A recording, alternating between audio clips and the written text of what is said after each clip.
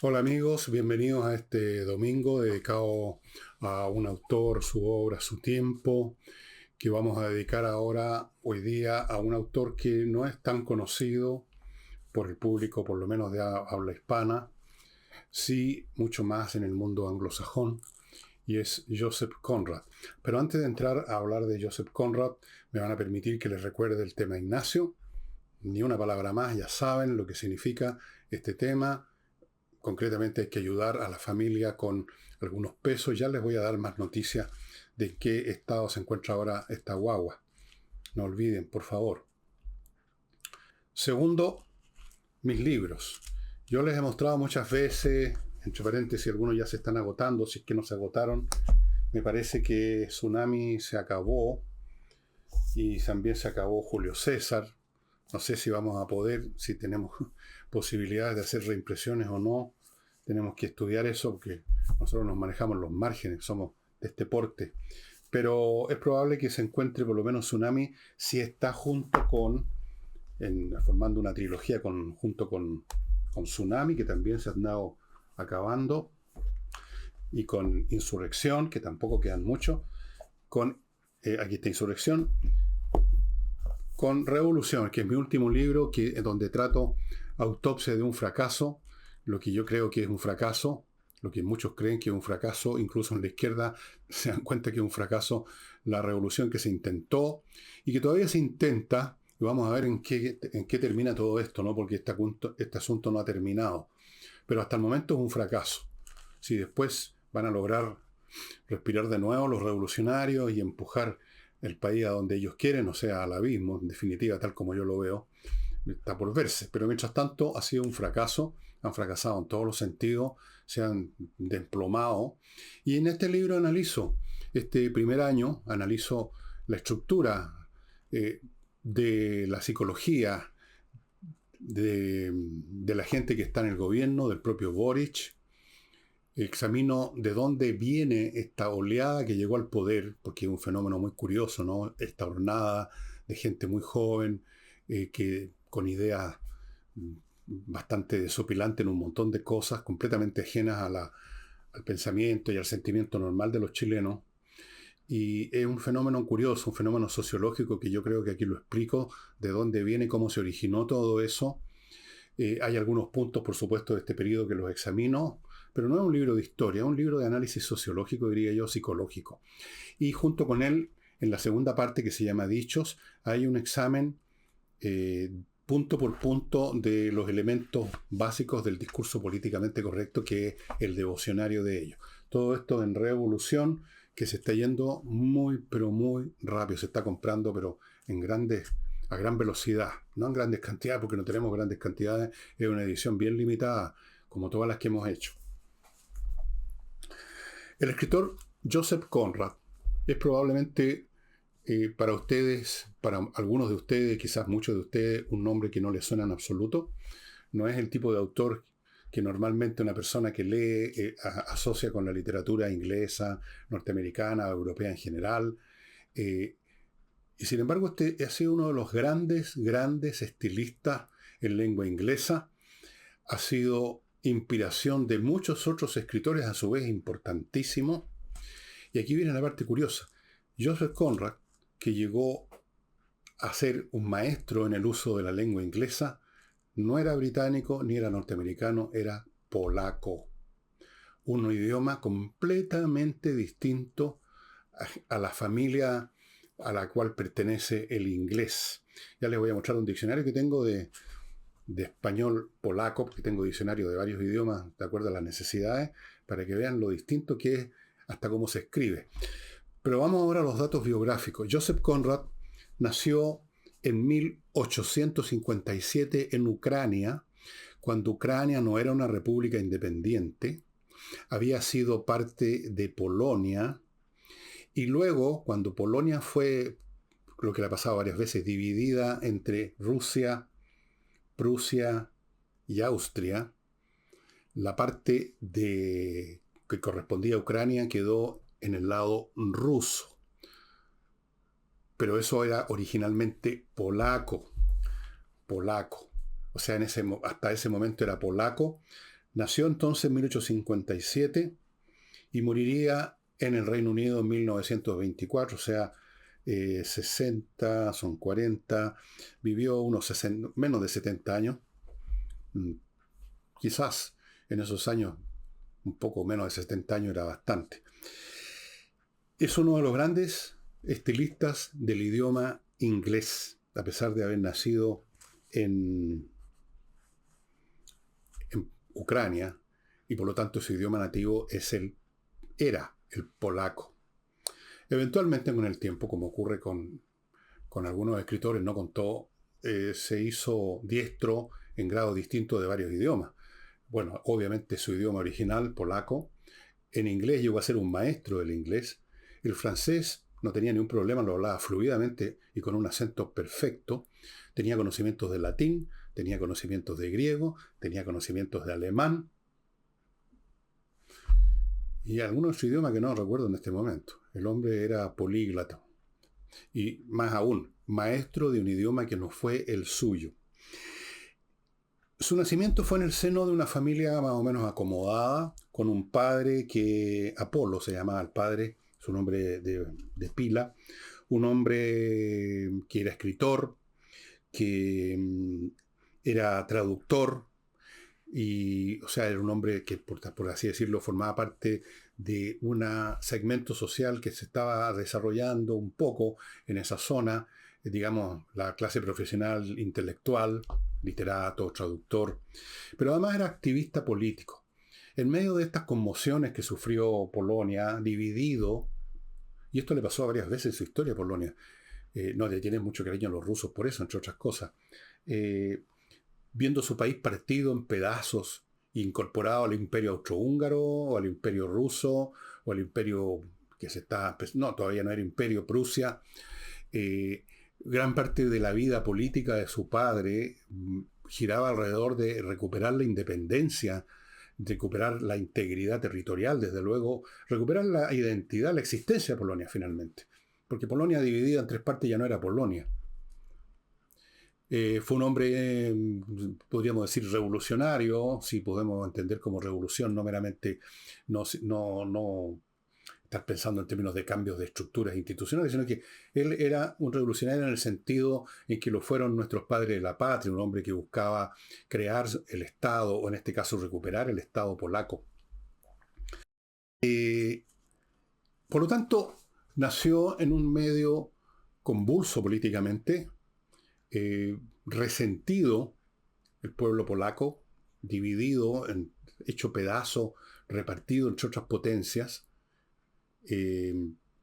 con un padre que tenía una actividad política importante. De hecho, en algún momento su padre fue a dar a una cárcel, en un momento dado fue exiliado a una zona muy dura, después lo cambiaron a otra menos dura. El hombre las tuvo bastante duras, y en medio de todo esto, de estos ir y venir, estaba creciendo este chico en esa época, a la cual, como le he mencionado muchas veces acá, lo que pasa con muchos escritores, no le interesaban los estudios formales, ni siquiera llegó a la universidad, en el colegio mismo no le interesaba. El único ramo que le interesaba, dijeron los que lo conocieron cuando era niño, era la geografía y leer. Eso era lo que le interesaba. Eso es muy típico de escritores que tienen poca paciencia con los estudios formales, con las universidades, no terminan los estudios, los dejan botados. Y fue el caso también de este niño, de Joseph Conrad. Se formó entonces en ese medio. Fue leyendo mucho material del romanticismo polaco.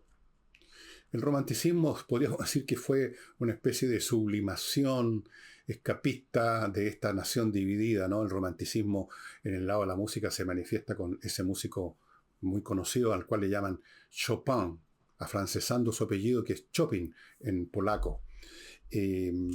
Leyó mucho a Shakespeare y ahí empezó a meterse en el idioma inglés, cosa que sería muy importante años después. Todavía estamos hablando con Joseph Conrad niño.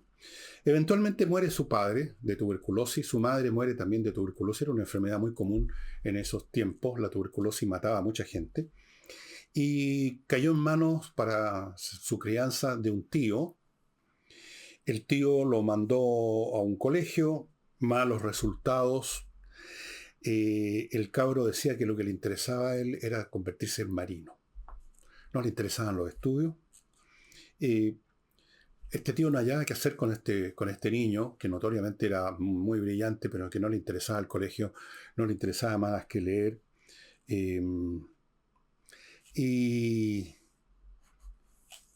finalmente lo mandó a Francia para que, cuando tenía unos 15, 16 años, bueno, para que se dedicara a la vida comercial y navegara, ya que eso era lo que quería. Y eso fue lo que hizo. Conrad, muy jovencito, hablemos de 17, 18, 19 años por ahí, un hombre muy joven, entra a la Marina Mercante francesa, navega un tiempo largo, y luego se matricula en la Marina Mercante inglesa, y empieza a navegar ahí, navega muchísimos años. Y toda la obra de Conrad, o gran parte de la obra de Conrad, tiene que ver directo e indirectamente con Talasa o Talatos, de acuerdo a cómo se diga según el caso en griego, el mar. Pero antes de continuar, les quiero recordar que este programa lo hacen posible los siguientes auspiciadores. Uno de ellos es Oxinova, que ustedes ya conocen. Esto termina con los malos olores de la manera más eficaz. Normalmente la gente, cuando tiene malos olores en el baño, en la cocina, empieza a echar por el fregadero ácidos, soda cáustica. Lo único que logran con eso es destruir las cañerías, generar daño. Eso no arregla el problema. Esto sí, este polvito que hay aquí adentro, usted lo echa más o menos en una cantidad que está especificada aquí, debe ser como más o menos 1 litro. Esto está en árabe, pues no. Y espera un tiempo, que también te he explicado acá, y se convierte en una colonia de bacterias aeróbicas, que son las que destruyen las bacterias anaeróbicas, o sea, que no usan oxígeno para su existencia, y que son las que producen la descomposición, y la descomposición es la que produce los malos olores. Entonces, esto va a la raíz del problema. Destruidas las bacterias anaeróbicas, no hay malos olores.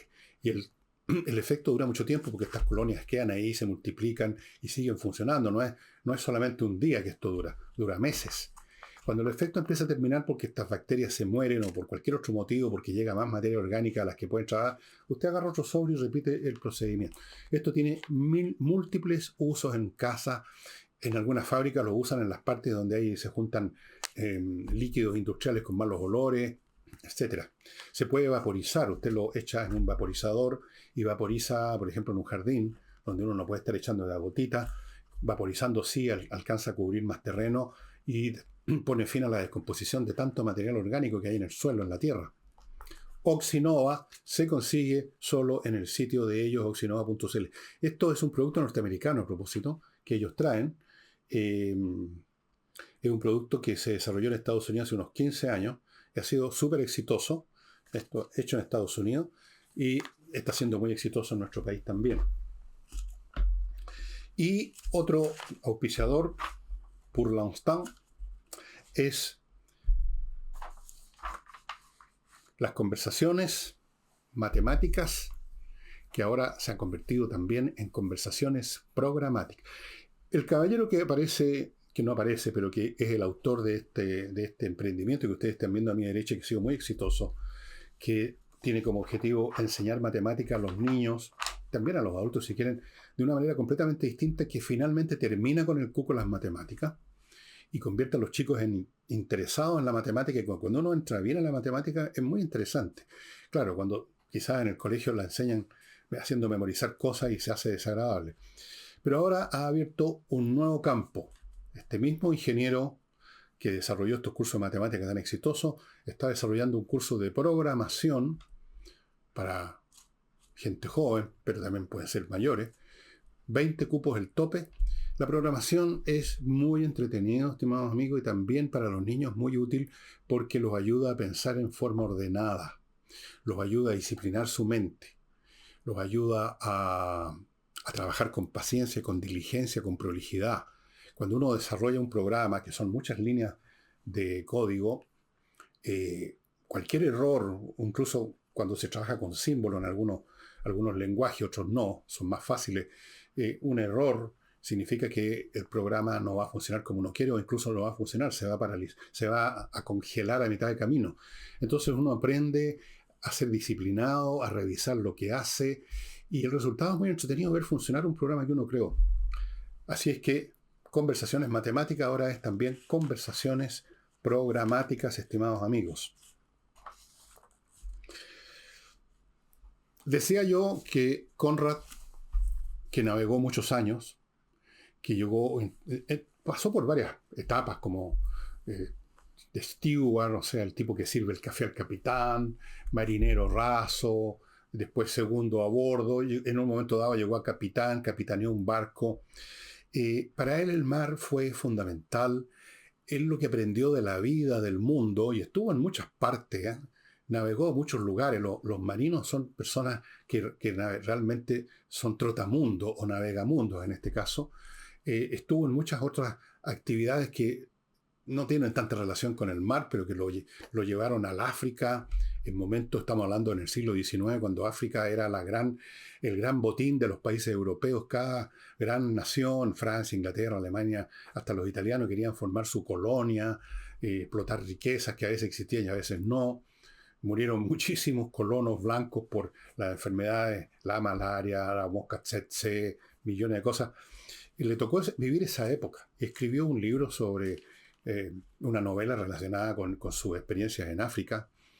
Estuvo en todas partes y a través de esos contactos con multitud de personas de las más diversas cataduras, orígenes, lenguas, y como marino, y la vida en el mar es muy especial porque uno está mucho tiempo con las mismas personas.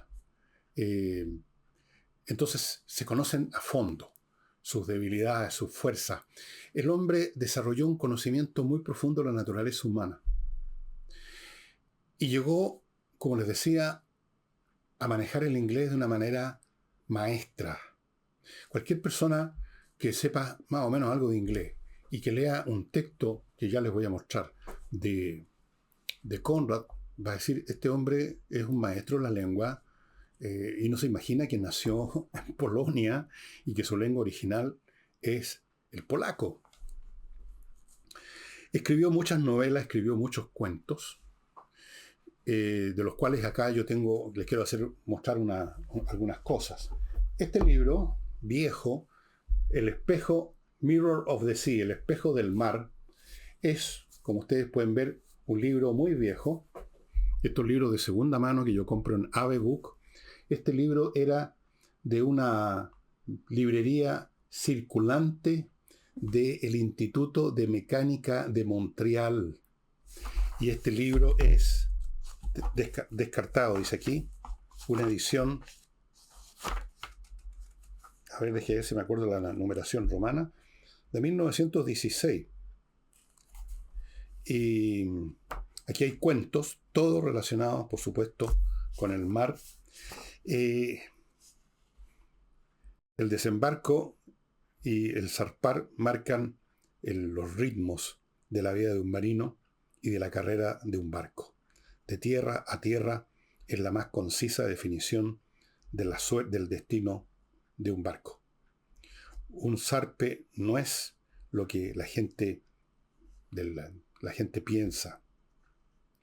El término landfall, bueno, ¿para qué sigo? El hombre manejaba excelentemente el inglés, pero ese instrumento lingüístico también lo puede manejar excelentemente un erudito, un profesor de inglés, pero este hombre lo usó para entrar en las profundidades del alma humana como muy pocos más lo han hecho. Él llevó a la literatura inglesa, podríamos decir, el fuerte sentimiento del pueblo polaco, que cuando él nació y se desarrolló como niño, estaba en esa situación que les he contado. Llevó los sentimientos, los pensamientos, las angustias, las melancolías de la gente de mar que está, sobre todo en esa época, meses y a veces años. Por ejemplo, los balleneros, más o menos en la época en que nació Conrad, a mediados del siglo XIX, estaban perfectamente un par de años o tres fuera de sus hogares, de sus países, navegando por el ancho océano en busca de las ballenas. Entonces eso genera una psicología distinta y él, todas estas cosas que vivió personalmente y que vio en otros marinos, en otras tierras, en África, en Oriente, las incorporó, las procesó en su mente brillante y con ese lenguaje que logró desarrollar, escribió los cuentos o las historias, porque uno no está seguro entre paréntesis si son cuentos o son historias personales, levemente disfrazadas, que están en este Mirror of the Sea. Pero también ustedes pueden encontrar otros libros en castellano. Aquí está en una editorial de bolsillo, que es absolutamente encontrable, otro libro de Conrad, Bajo la mirada de Occidente. Y el hombre, aquí ¿de qué trata este libro? Es un estudiante ruso que en medio de la época de los atentados revolucionarios a finales del siglo XIX en Rusia, que se ve involucrado en el asunto, delata a la policía a uno de sus compañeros que estaba metido en el asunto, y lo envían a Ginebra, la policía zarista, para que se infiltre en la organización revolucionaria. Y aquí empieza la descripción de Conrad de lo que va pasando en el alma de este personaje que llega a delatar a un amigo y que luego es enviado a seguir delatando. Conrad era capaz de entrar muy profundo en el alma humana, en lo complicado que es el alma humana, lo contradictorio, las distintas capas que hay una sobre otra, de las cuales uno mismo a veces no las conoce. Pero quizás, para mi gusto, el libro donde se refleja esto de la manera más épica, casi diría, es uno que fue llevado al cine, y probablemente usted ha visto esta película o la puede ver, la puede buscar en internet, en alguna parte la va a encontrar, que se llama Lord Jim, la película y el libro, Lord Jim. En la película, Lord Jim era representada por Peter O'Toole, quizás algunos de ustedes se acuerden. Lord Jim es la historia de la redención. El hombre ha cometido un pecado muy grave. Era oficial de un barco que transportaba gente de un lugar a otro, de un puerto a otro. Hay una tormenta inmensa, parece que el barco se va a hundir, y este marino, junto con los demás oficiales, agarran un bote y se van y dejan el barco con esta gente, gritando, pidiendo auxilio, abandonado, porque ellos suponen que se va a hundir el barco y no hay más que hacer. Y llegan a puerto, dicen que el barco se hundió, y le dicen no. El barco no se hundió y fue traído por la jola con todo su cargamento humano al puerto. Imagínense ustedes la plancha, por así decirlo, de estos tipos que habían abandonado a sus pasajeros, a su suerte, para huir.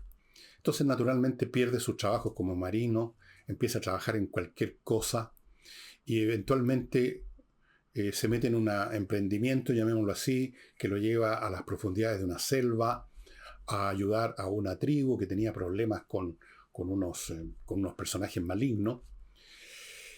Y una vez más, este señor, al cual empiezan a llamar Lord Jim, se ve enfrentado otra vez a la misma situación que vivió. Tiene que elegir. Y ahí viene la redención. Es una historia maravillosa, contada fabulosamente. La película también es muy buena.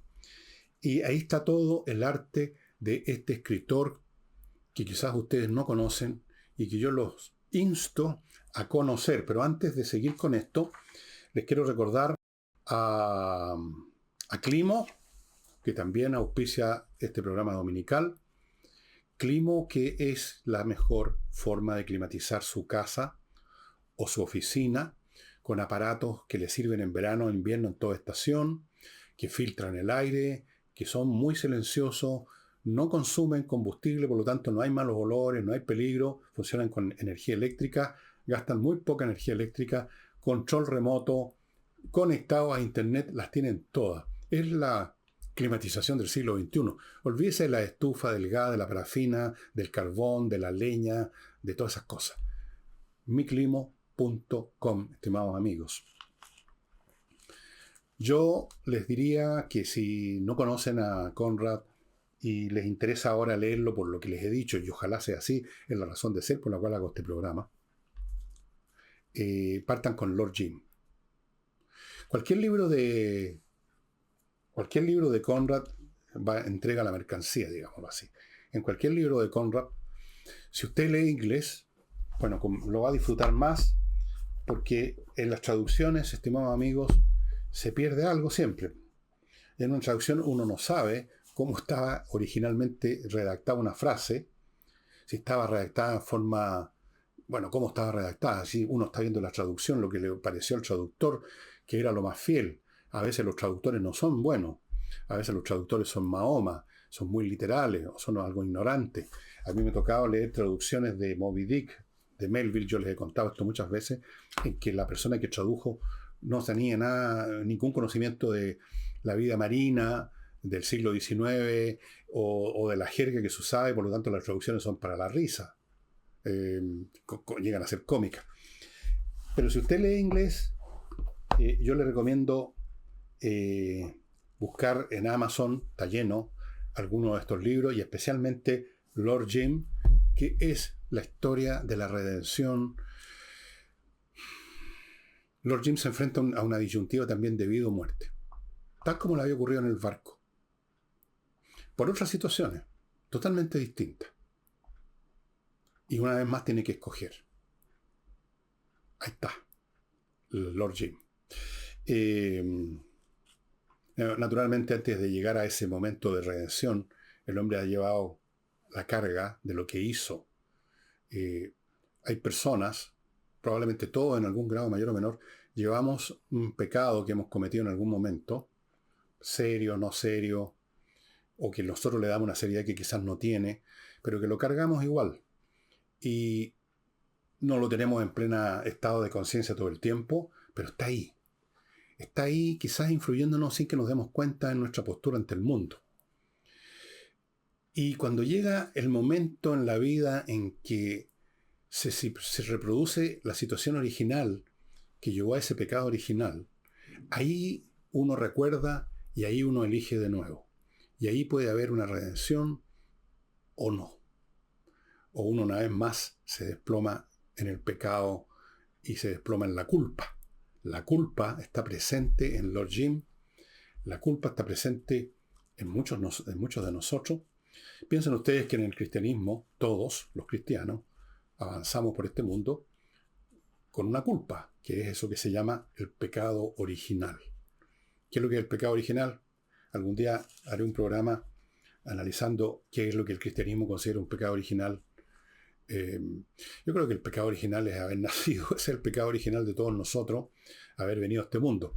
Pero, en fin, Joseph Conrad, un tremendo autor. Y les he mostrado, el polaco es un idioma curioso porque hay un montón de palabras que son casi iguales al castellano. Por ejemplo, epílogo, la palabra epílogo se dice epílogo. La palabra episodio se dice episodio. La palabra erección se dice ereksha. Y así, erudición, eruditia. El polaco es mucho con sh. Un idioma muy interesante, vinculado indirectamente con otros idiomas al lado, pero en fin, eso será para otro programa. La literatura polaca. Polonia es un país que siempre me ha interesado mucho. Lo encuentro un país muy brillante, muy genial, un país muy especial. Y quizás por eso escogí a Joseph Conrad hoy día. Y eso sería todo por hoy, estimados amigos. Espero que se interesen en Joseph Conrad y nos estaremos viendo mañana lunes. Muchas gracias y no olviden a nuestros auspiciadores que hacen posible todavía este programa dedicado a la literatura. Muchas gracias y hasta el lunes.